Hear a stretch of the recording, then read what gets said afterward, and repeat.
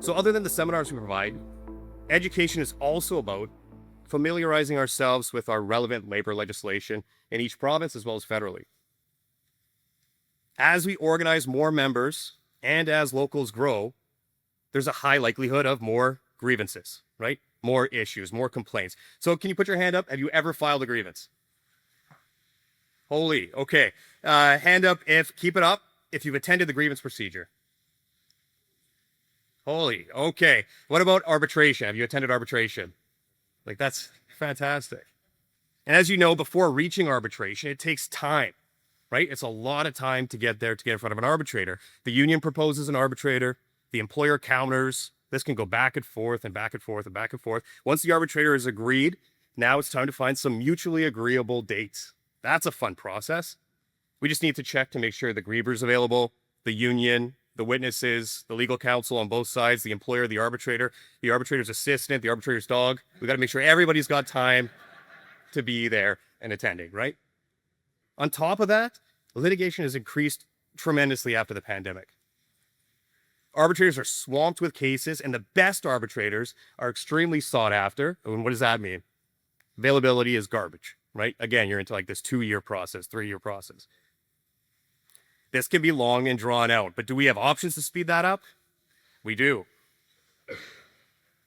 Many provinces across Canada have some sort of expedited arbitration in their labor legislation. For example, Ontario, we have Section 49, and we've been quite successful with that legislation.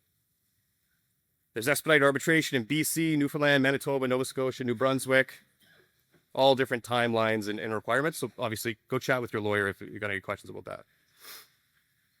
So the second you file the application through the ministry, I know this is super fun, but application through the ministry, you get an arbitrator. It's typically within a couple weeks you're at the hearing. A couple weeks, not months, not a year. So just hypothetically, we've got a situation, it's a termination case. The employer has to proceed first, typically. This means if you file for expedited arbitration, the parties are immediately scheduled for arbitration. No back and forth, no mutually agreeable dates. Instead, the employer and their lawyer only have a few days or a few weeks to prepare their case for litigation. Sounding great, right? It sounds too good to be true. There is a catch, and it's a pretty big catch. The biggest drawback is you lose complete control of who that arbitrator is. Okay?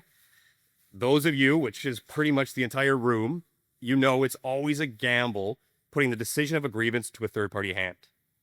But with our expedited arbitration, it's even more risky. It's a bigger roll of the dice because you might not find anyone who's maybe, aligned with the union values. That could be who you get.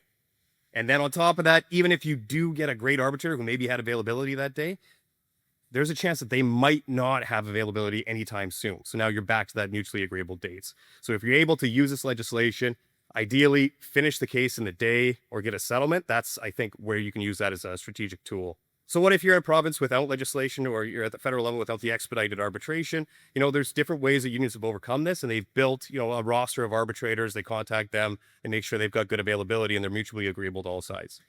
You could also negotiate and build in language in your collective agreement for some kind of, expedited arbitration process to kind of hurry it up.